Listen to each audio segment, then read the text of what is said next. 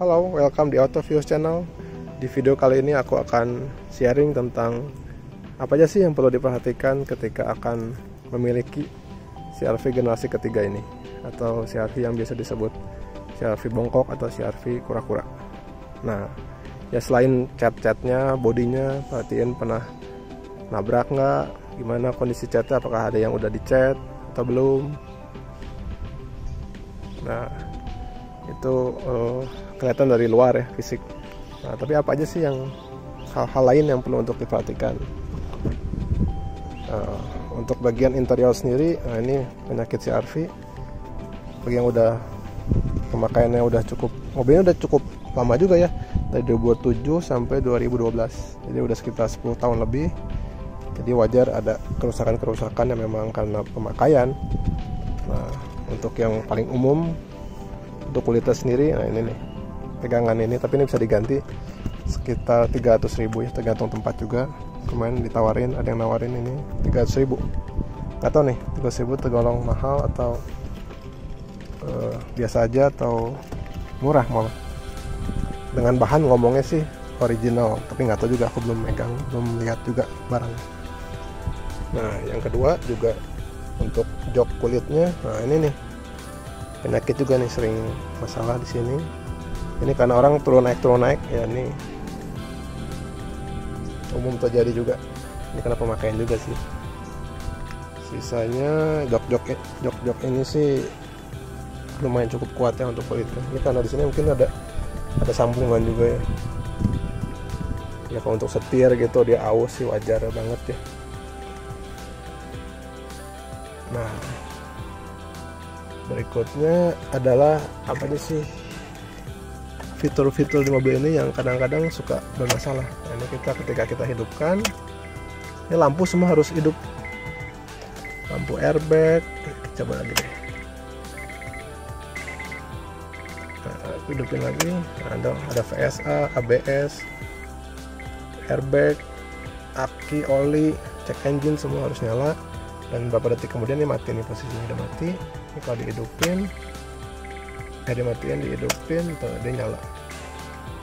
Nah, pastikan itu semua menyala. Kemudian ketika di starter, dihidupkan. Nah, ini harus mati. Nah, ini kecuali rem tangan mah, rem kaki ya, rem tangan yang di kaki sama untuk seat belt nggak apa-apa karena memang nggak dipasang. Jadi yang semuanya harus mati nih. Karena kalau untuk ABS atau airbagnya suka masalah juga, suka nyala. Nah, itu biayanya lumayan tinggi, jadi perlu diperhatikan. Kemudian juga AC, pastikan AC-nya kondisinya dingin. Untuk audio juga perlu dicek. Tombol-tombol semua ini perlu dicek juga nih, gimana kondisi AC-nya, dingin nggak, arah semburannya diperhatiin semua. Ini udah dual zone, jadi perlu diperhatiin juga nih, perlu dicoba apakah suhunya bisa berubah gitu, bisa beda kiri kanannya, perlu diperhatikan. Matiin dulu mesinnya. Nah, mobil ini pun kalau kita posisi jalan, mungkin sekitar kecepatan 15 km per jam, kunci pintu otomatis terkunci. Nah, kadang-kadang juga ada yang sudah tidak berfungsi tuh fitur itu. Jadi ketika kita jalan lalu kita lupa mengunci pintu, kecepatan sekitar 15 km per jam sampai 20, dia otomatis terkunci. Nah, kadang-kadang itu juga udah tidak otomatis terkunci. Tapi ya itu sih, kalau sampai masalah ya masih bisa dikunci manual lah ya, cuman ya kadang mungkin takut kelupaan. Nah, kemudian untuk kaki-kaki ya, karena mobilnya udah tua, udah lumayan 10 tahunan, wajar sekali ya kalau memang kaki-kakinya mulai bermasalah. Nah, perlu dicek juga tuh ketika lagi di jalan yang bergelombang atau posisi tidur, perlu dicek karena kaki-kakinya lumayan juga harganya.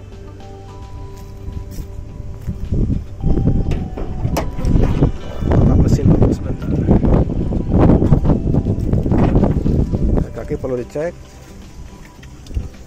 shock breaker, stabilizer, itu banyak lah kaki-kaki yang perlu untuk diperhatiin, kalau bisa sih dicoba ya.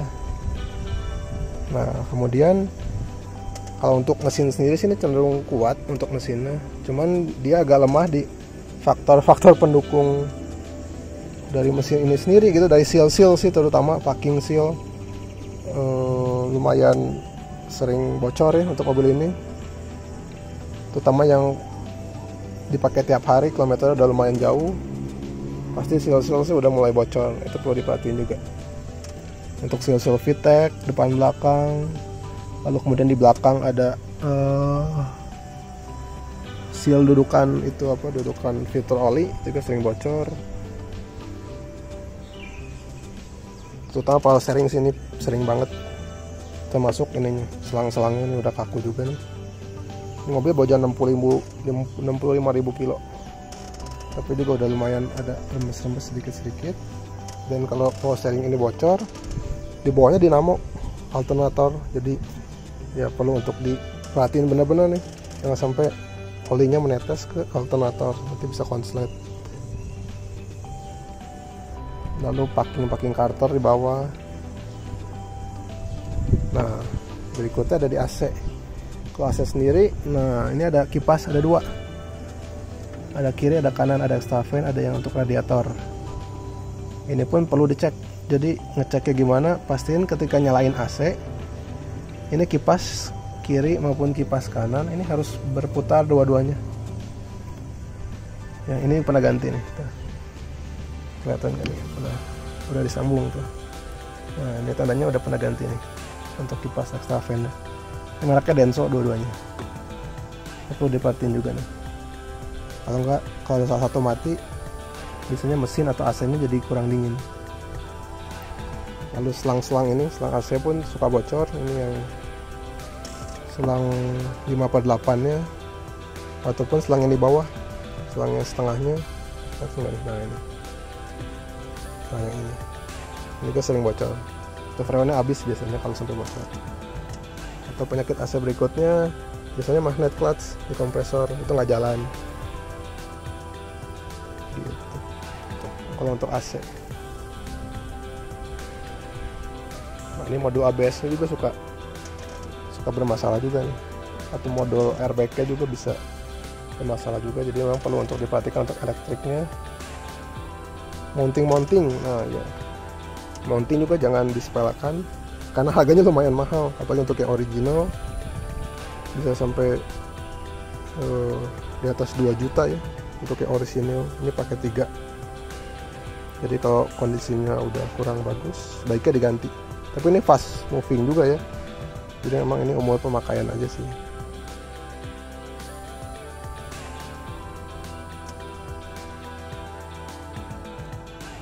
Ini kemudian cek juga air radiatornya.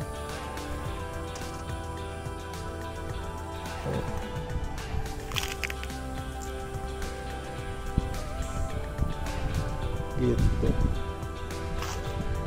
Rem pengereman, nah itu perlu dicek juga. Retract-nya, nah retract spion juga perlu untuk dicek, karena ini retract-nya kan elektrik ya, jadi seringkali udah aus giginya. Lumayan nih, kalau ganti pasti mahal. Copotan juga lumayan, bisa 500 ribuan nih kalau nggak salah harganya. Jadi itu hal-hal kecil yang perlu untuk diperhatiin juga.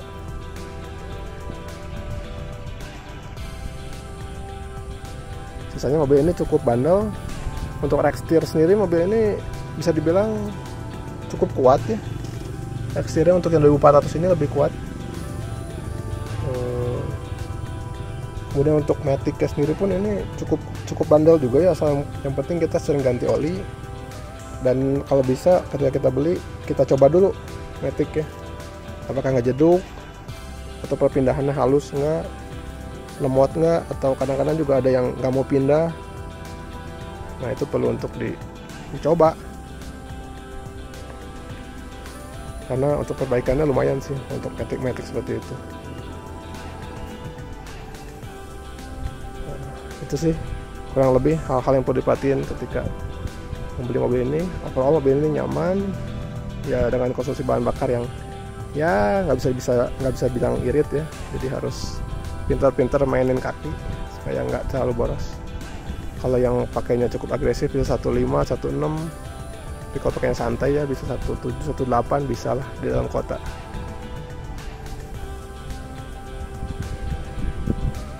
Sekian untuk video kali ini. Terima kasih untuk teman-teman sudah menonton.